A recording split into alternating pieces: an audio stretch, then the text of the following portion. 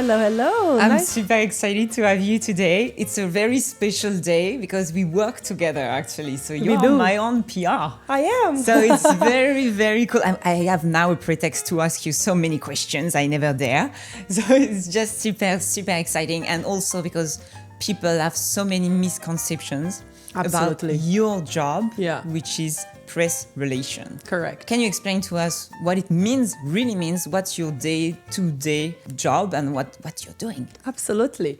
So I like this question because like we were just having conversation before camera, there is, I think, the world of PR and likewise marketing as well, though they are very separate from one another, is such a buzzword these days. So public relations and press relations is nothing more than a consultant or a company or someone that you may be able to hire in-house to come and represent you in front of news, in front of other brands, with the aim to position the narrative that you have in mind for a particular quarter, semester of a year at the forefront of every single thing that they do. So what might that mean? For example, if Maddie is now launching her new podcast, every single conversation that you are having with press, with other brands or other businesses that you want to maybe perhaps create a collaboration or provide news to has to be aligned with all about the podcast.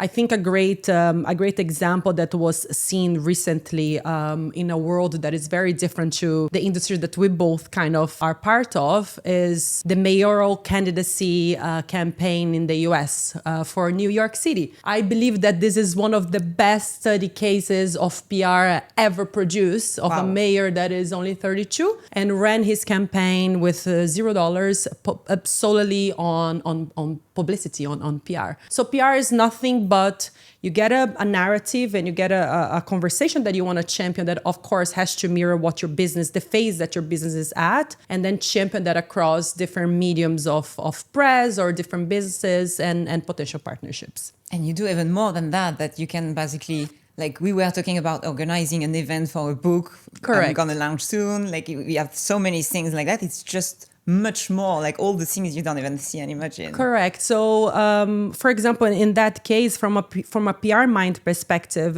if the product that we're launching is a book, perhaps, is that who do I actually invite for that event? Those people will add value to that launch of that particular book of that industry. Are they able to leave that space and carry the conversation of the book, therefore creating that ripple effect of word of mouth and being the brand ambassadors for that case study? So it's a lot, but it's exciting. Well, you have no idea. I'm very, very excited about all the things coming soon, definitely. How would you describe the real impact of being featured in major medias for luxury or high-end brands image? Like we had this conversation before, and obviously we work together because I believe in that, definitely. Correct. But for people who would be like, I'm not sure, I don't need that, because I feel so many people are always still thinking that they don't need it. The business goes well, but they don't realize the huge impact it could be for them to be featured in press. I started the world of PR much before our entire lives has taken by AI. So back in the days, I would answer that question with the example that if someone Googles your business, for example, Medi Photography or The Solution, which is the name of my agency, you would probably see my website, your website, all the platforms that I own, that I write about, and therefore I can literally say whatever I want, right? The credibility that you gain from when a person Googles your business and sees your name in a CNN, a Vogue, it's completely different. So that is the value that I speak about pre-word of ChatGPT, Gemini, Claude.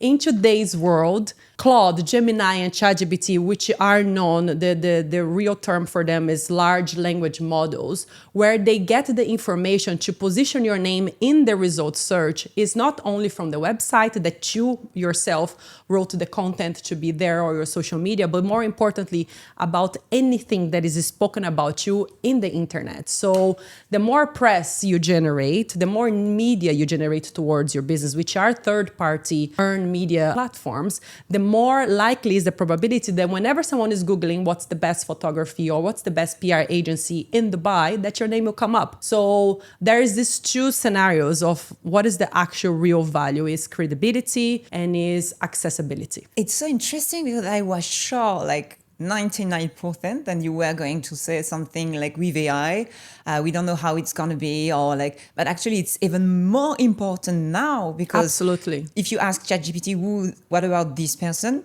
You're going to have like a mix of absolutely everything, included like this person has been featured in this magazine, Correct. there and there, and they say like this review and everything. Correct. So it's even more important now than before AI. Absolutely. That is very interesting. I didn't know that. And I really, really, there's a lot of conversations in my industry, in the type of work that I do, of the use of AI. And I honestly think those that don't fully embrace to the full capacity are wasting their time and wasting a phenomenal opportunity to be able to achieve much more than we have been achieving in the past few years. So clients often like very much when I say, what is the value added, when I say your name will be on ChatGPT. Because that's how it goes. Like, machine needs tons of sources, and those sources have to be high visibility sources. So therefore, magazines, newspapers, they're online, so forth and so on. It's insane. I just realized something very funny. It's like you are talking about AI and all the new generations of technologies, etc. But your job is so about humans. Yeah. It's just about connections, knowing someone who knows someone, etc. Trust. So you are selling the opportunity for people to be represented on ChatGPT by doing something 100% human. Totally. By building the relationship on your behalf with journalists, telling them how interesting your business or your story are, and how does that actually add value to the readers, who are people behind the screens. So it's actually basically a job that you cannot be afraid of AI. No, absolutely not. I love AI. I mean, I cannot do my job without it. Yeah, but like not at all. It cannot replace you, because this trust and relationships, special relationship you have with the journalist, for example, cannot be replaced by AI so Absolutely. far. Absolutely. So it's just, that is so interesting. That is actually something I wanted to ask you too, is like when we talked for the first time together, you asked me millions of questions. You really wanted to understand my brand, my vision, and where I was, like the evolution of my career and my name and my brand. Do you have sometimes clients that it's not going to work because the brand is not strong enough, or like the values are not aligned? Can you represent everybody, or do you need to have like some minimums, like some level of things that have to be checked? Yes and no. The way I personally operate is that I like to be very selective in the phase that the business is at. And the reason why I use the word phase is that it's a job, to be honest, that can be done in-house. Anyone can open the laptop and go on LinkedIn and find out what's the journalist that is writing about ABC. But if you want to actually do at a large scale, and if you have a product to launch, and if you have or a service that you want a certain amount, a certain KPI to be achieved, you need the support of professionals, right? And why is that so? To be done at a large scale, and what are we talking about at a large scale? Can you imagine? You wake up in the morning, you get ready, you go to the office, you have about 10 hours of work that you perform in a day, and as a business owner, perhaps you're performing an accountant job, you're performing a marketeer job, you're performing sales job, you're doing everything at one go. For you to actually dedicate time into each of those umbrella and do it to the full capacity, that would take a good chunk of that 10 hours of your day. When I look at phases of business, when they come to me, I actually take business in different industries. I am specialized, I like to say, maybe in hospitality and real estate, because that has been the majority of industries that I have been working in the past few years. But news is news, and the ability of looking at a product or a service and then completely positioning yourself in the shoe of the reader. And the shoe of the reader is a two-party avenue, is the journalist, and then is actually the end user, whoever is opening that website and clicking on those news and reading it. It's something that I am able to do to different industries. But will I recommend PR to a business that perhaps is at their early stages? They don't have a product launch. They're not entering a new market. So therefore they need to be known in a particular. No. Could we still do some work for them in positioning them with some news here and there? Yes. But it's all about the business owner or the person that is representing that business in particular. Sometimes those are marketing managers or they are head of operations. Is to really understand, what is it that I actually want to gain out of this? Do I want credibility to have my name with certain press because perhaps I'm going for fundraising? Great. Then we're able to be activated. Am I launching a product and I want people to get to know about my product? Then yes. Just doing PR would get your product? No. None. No. You also have to activate the different channels. But we like to be very holistic in a way that it's important for us to understand what is it that end goal for you as a business owner that you want to achieve.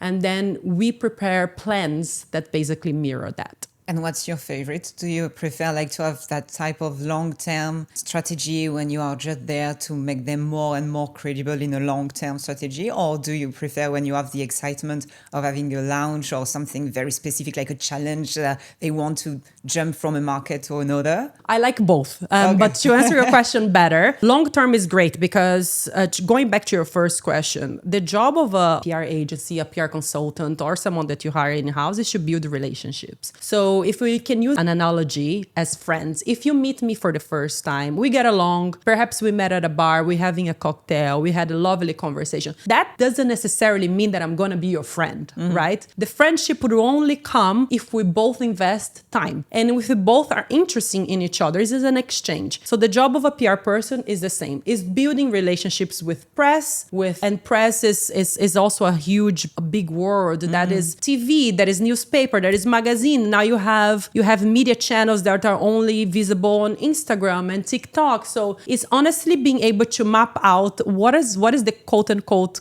using the analogy of friendship, the social circle that you want to be in, and building those relationships for you. So it's better to do that when it's a long term.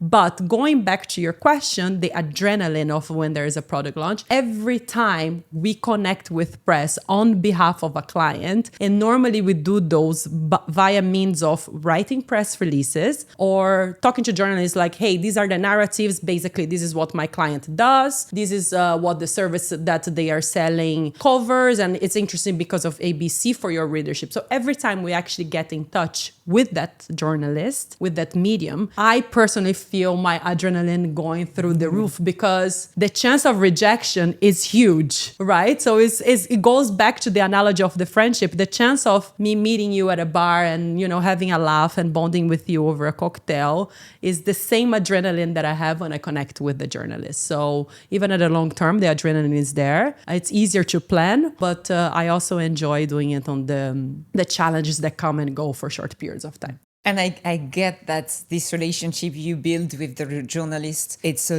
long-term hard work. Yeah. So you won't take the risk to show them like this person, this client, this product or whatever. Correct. If it's not a good fit first, or it's actually not a client or a product you can trust yourself. Correct. So you have to do like a selection at the entrance of your own company, I guess. Absolutely. And it has happened to me in the past. And I think one thing that from a client side that perhaps is not very known is that what happens, and is just unfortunate that we're heading towards the direction that what we call as media rooms, they are shrinking because business wants to be more profitable. So they hire less people. So the margins are bigger. So every time I knock on the door of a journalist, and I always joke, and I say this to every single person that I'm about to represent, is that I have two bosses. I have the boss that is the person that pays me and the journalist. My job is to serve both equally fairly well, because without one another, it just doesn't happen, right? So every time I knock on the door of a journalist, that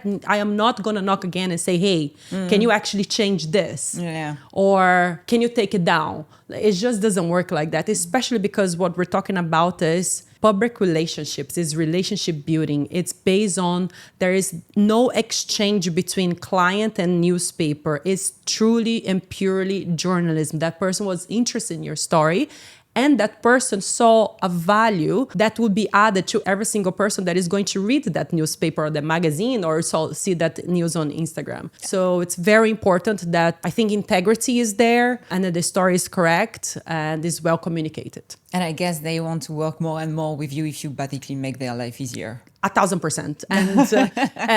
And another thing that I always joke and always say, that if a journalist gives me a timeline of okay, you can give me the answer in 3 days. I will give it to the journalist within 1 day. And that is because the next time that they have something in that industry, they will think of me, right, Aline actually is able to give me interesting answers, quick, and she's making my job easier. So that enables the relationship, not only between PR and journalists, but the relationship between PR, journalists, and client, a much more fruitful one. It's the same definition of basic networking. Exactly. At the end of the day. It's just like to make people's life easier and to connect them and to like give them something they wouldn't have had if they wouldn't have known you. Correct. So it's just like, it looks obvious, but it's the core of your business. Yes. And like what you do all the time. And basically as an entrepreneur, you don't have the time to do that as a full-time job. What makes a brand media ready? Knowing exactly what do they stand for, knowing exactly what they do not stand for, understanding what phase of the business they are at, understanding that in 2025, honestly, the last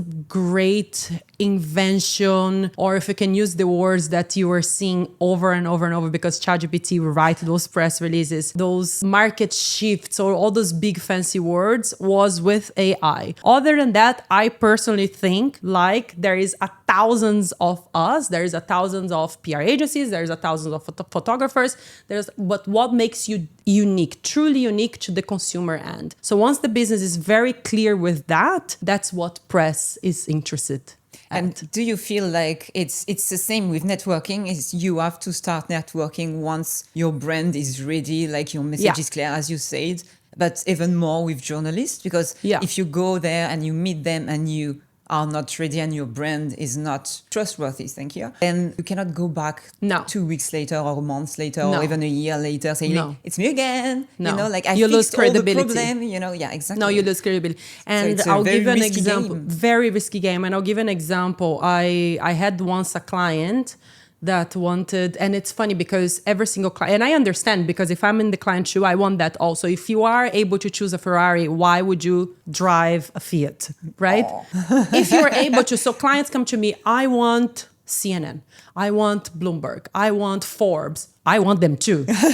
Are you ready for them though? Because they are the sharkest of, imagine, these are the newspapers that we all go for credibility in whatever is it that they're writing about. So I've had cases that by clients wanted those and I delivered and they were not ready.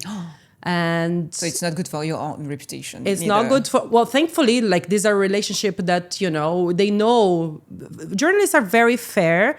But they do, especially at this level, they do the job very well done. So they know that we are representing, but we need to be ready to represent. And what does that actually mean in every day? If a journalist is asking a question, you don't need to obviously answer, because there are certain questions that is detrimental to the business, but you need to be able, even to the questions that you're not ready to answer, to tell them why are you not ready to answer, and they will not write about it.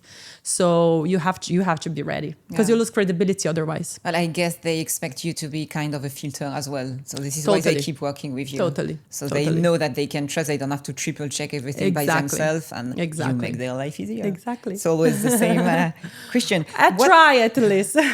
What are the biggest mistakes people make when they try to contact journalists on their own? I think it's lack of patience, once, and secondly, not being ready for the questions that they're not ready to answer. I think you have to be able to anticipate the fact that when we're talking about our own business, it's like, and I love analogies, by the way, it's like talking about our children, right? You generally think your children are the most beautiful babies in the world, the most special, but to a journalist or to another parent, perhaps they're not. Right? So are you actually ready to be reckoned with the fact that there are perhaps more interesting babies out there, or business that are doing things that are much more advanced than you are? And the journalist's job is to understand that the market large, right? So they will ask you those questions. And I think one of the biggest mistakes is, like I said, is lack of patience. The media rooms are very, very small. Is one person writing tens and tens of stories per day. And more importantly, not being able to correctly answer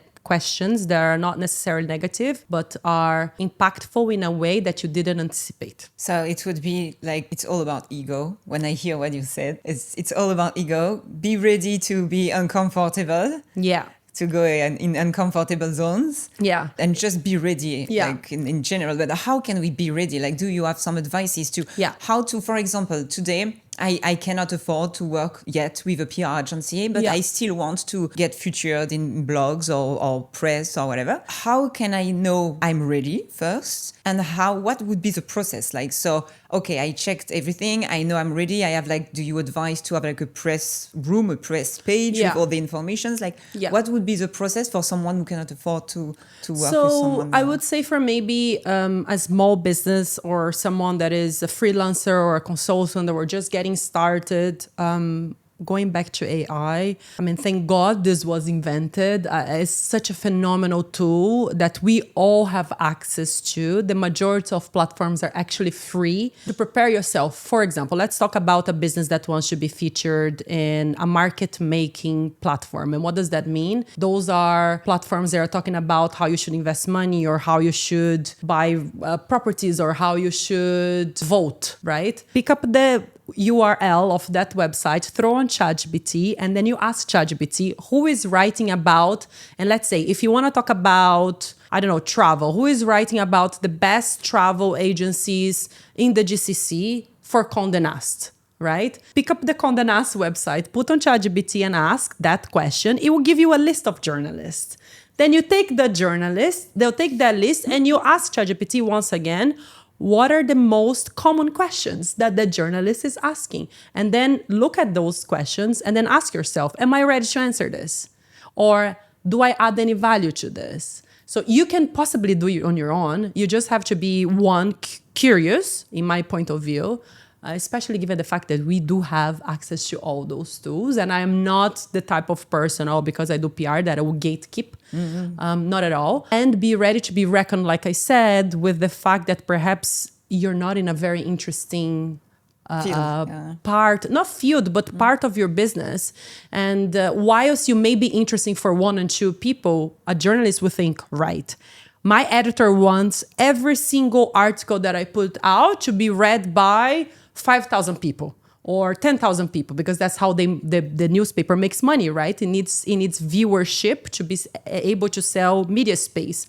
Is this interesting for 5,000 people? Is this interesting for 10,000 people, and so forth and so on? So ask those questions. I think you have to be very truthful with yourself. And if you are, then there's always a story to be told. Oh, that's so interesting. Yeah. And it's funny because many agencies or consultants or whatever, like, no, you really need... Yes, like I said, a beauty about a consultant, an agency, or a third-party person that is coming to do the job for you is that it's going to potentialize the work, right? And it's going to do it for you in a structured manner that is a partnership, that is each of us holding hands and walking towards a direction together. But you can do it on your own.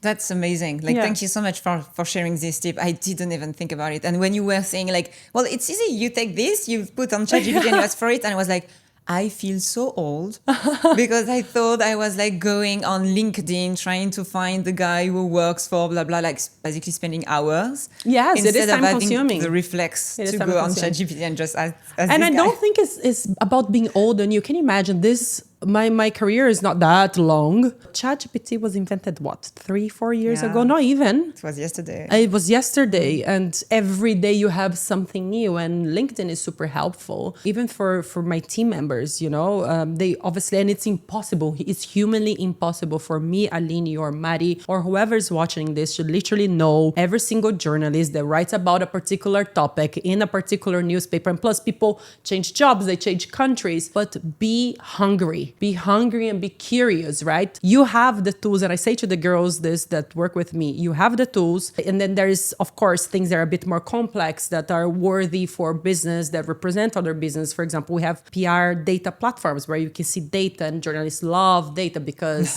the truth is attached to data and numbers. So I say you have the tools, you have the platforms. There is honestly no excuse. It might take a bit longer, but if you continue knocking on a door, at some point that door will open. I love it so much. It looks so easy when you say it. And I struggled so much when I started. Because it's a lot of work. And you can imagine you messaging and you have to maintain a friendly tone of voice, and you have to pick up the conversation for you left. It's a full-time job. It's a full-time job. It's a full-time job. So that is the question, when a company or an entrepreneur knows, it's time for me to go with a professional PR instead of trying to do it myself. Do you have some signs saying Yes. like stop, like maybe because you don't do it right? I think for if you're, I'm going to talk about the more what I call it complex, which is the jargon lingo that professionals use. If you're looking at market entry or market expansion, meaning you want more clients or you want to launch your business in a particular country that perhaps you're not present at, I think that's a good timing. Or if you are so busy and focused, let's say the business is really doing really, really well, in all the other parts of it, you have clients coming to you, your client acquisition is going well, your teams are very solid, and you don't have the time to put into this. You want to perhaps focus on solidifying the team even further. For example, for marketing teams, most cases are that marketing teams will come to a PR agency because a marketing job, like how we started the conversation, this huge world of marketing, perhaps for the business, what's more important right now for the resources internally is to grow social media followership, or is to grow access through how many people are coming through your website, right? Because that you can generate and measure sales and so forth and so on. Perhaps the internal team does not have the actual time and resources to create news. That's perhaps when you should go for a third-party company or a person. And in the case of a small business, honestly, if you're just launching your product or your services and all you want to do is get a cup of news here and there and you still don't have the time to do yourself, I believe, because if I do that, and I don't think of myself as anything special, I do a lot of pro bono work for businesses that are just starting. It's very limited in a sense of what I can do and how fast I can do, because obviously it's pro bono, and the priority will go to the client that is obviously paying me. But a lot of agencies support business, and it's not very altruistic, like, oh, look at this agency or this consultant, so cool supporting. It's valuable for the agency, the consultant as well, because we need to maintain relationship with press, because out of sight, out of mind. So if I don't maintain the relationship, meaning knocking on their door with interesting news, then they might not know who I am in 6 months' time. So but the thing is, just be courageous and knock on doors. How long have you been in this industry now? Focus on PR, I would say maybe 8 years, but doing marketing and PR for now 11 years. So can you imagine the amount of people you've met? So many.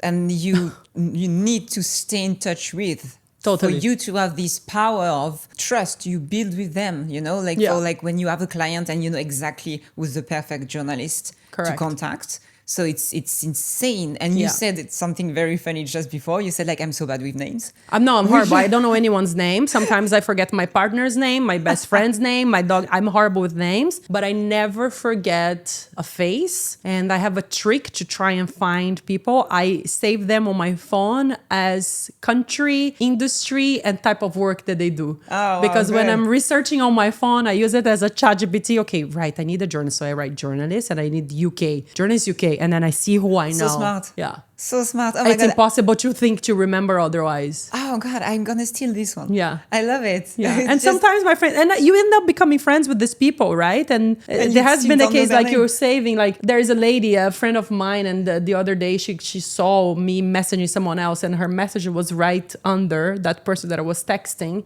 And she told me, am I still saved as name?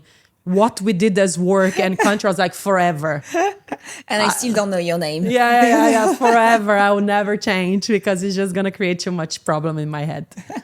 I do the same for some things sometimes when I don't have time and everything, and I just write very quickly, like the reason why this person is in my repertory. Yeah, repertoire. Repertoire. I think it says the same in English, by the way. The French word, I don't think it translates. I think. Well, you got my point. Yeah. But the thing is, this is a huge problem, because sometimes you, as you said, you start knowing this person more, and you are like, I still don't know her name. Exactly. And they know you, so it's shame on you. So it's definitely just a crazy thing. If you would have like 3 tips for the people watching this episode, for them to put their brand together, to be ready to go to meet journalists, like what would that be?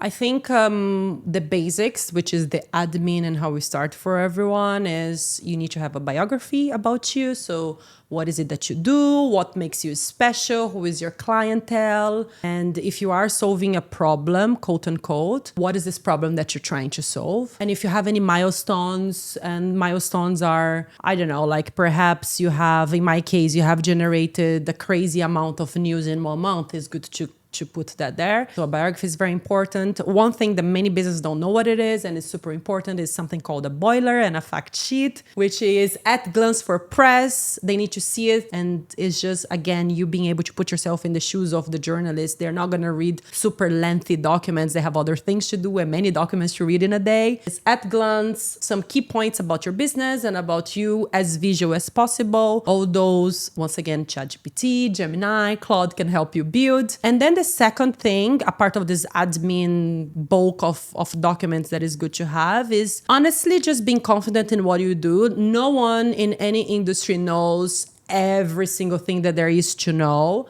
I think you need to have humility and own things that you are not ready to talk about, and you can have those conversations with them very honestly. I don't have those answers for you right now because we're not in that stage, and just start knocking on some doors. And be ready to be rejected. Be ready to be rejected. And it's funny you say that is a work of ego. A lot of business actually start using PR for egotistic reasons. Because they are done struggling with this. Yeah, they want to be able to say to their friends or to their peers, look, I went on TV and look at my interview. But it's a serious industry, and it's one that all of us look for answers for many of the things that we go through in our day-to-day life. So it's important to approach with the seriousness that it requires. I'm sure you saw lately you have a lot of advertisings on social media for you to be featured on like whatever is these things like nobody knows, but it looks like CNN and it looks like this press or whatever. It's just like basically you pay for it. Yeah. So this is funny, let's say. But it's actually a real question. Like, for example, in my industry as a photographer, we have a lot of people paying for an ads on Vogue, for example. Yeah. And they're not cheap, huh? And they're not cheap. Yeah, definitely, it's very expensive. Yeah. And then they put Vogue everywhere, like I've been featured in Vogue. Do you think it's okay? Or do you think it's like, in my industry, for example, we have a lot of people paying for ads in Vogue, for example, and then they put the logo saying like we've been featured in these magazines. But it's a very big question in this industry, but in, I guess, every industry. So like, what's the difference between paying for being featured and a real interview, like something you didn't pay for? Does that have an impact at the end of the day on the reputation, or people absolutely don't check and what they only see is like the Vogue logo and they're happy with it? No, I think people do check. I think all of us collectively, it doesn't matter where you come from, where you're listening this from. We're sick and tired of ads, to be honest. And I would be the first, like one of the services that I provide is paid media, by the way. So when it's required, I do recommend. But to pretend you've been featured. To pretend it's not good because if you think about it, and let's go, and I really like analogies. If you go back to the friendship analogy, right? Let's say we are now friends. We've been building that relationship, and I ask you for an introduction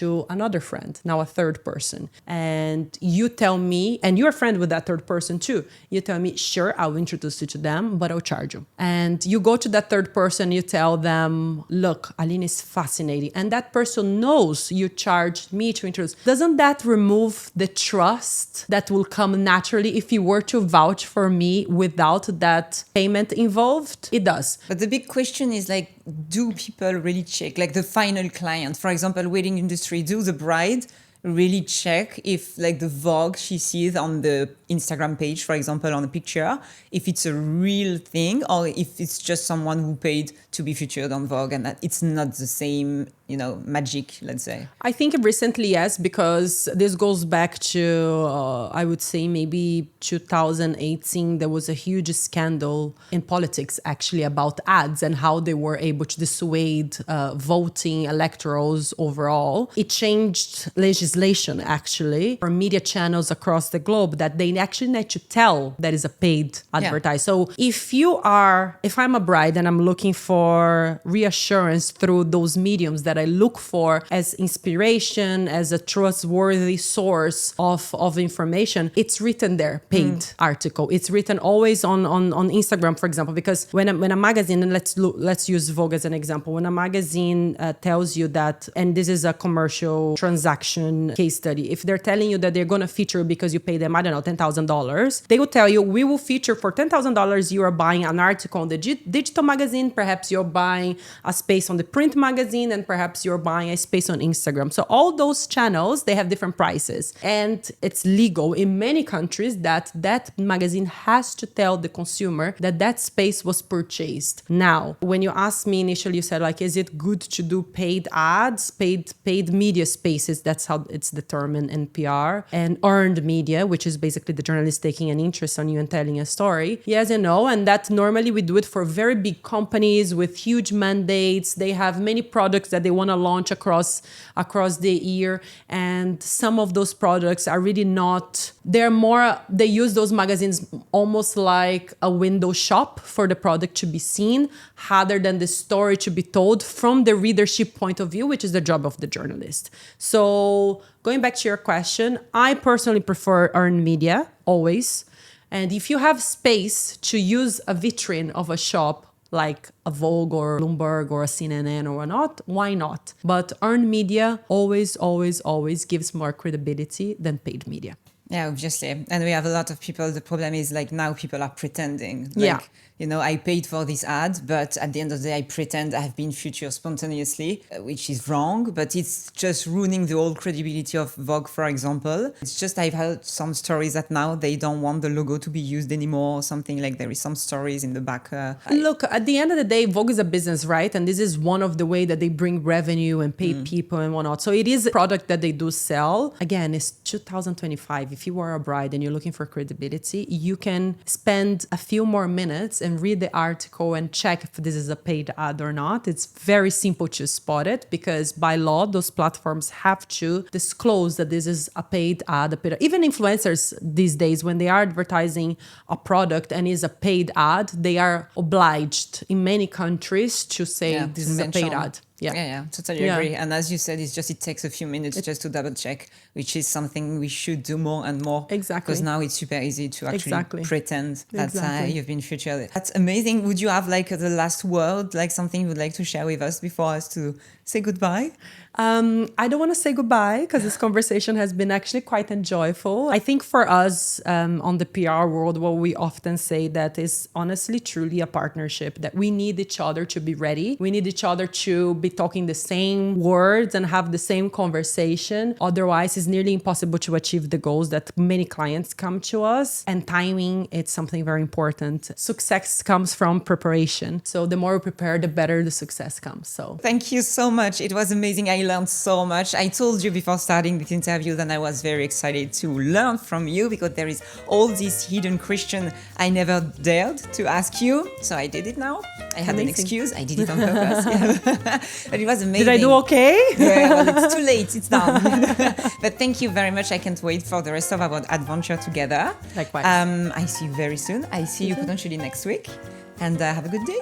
Thank you. Bye-bye. See you. Bye.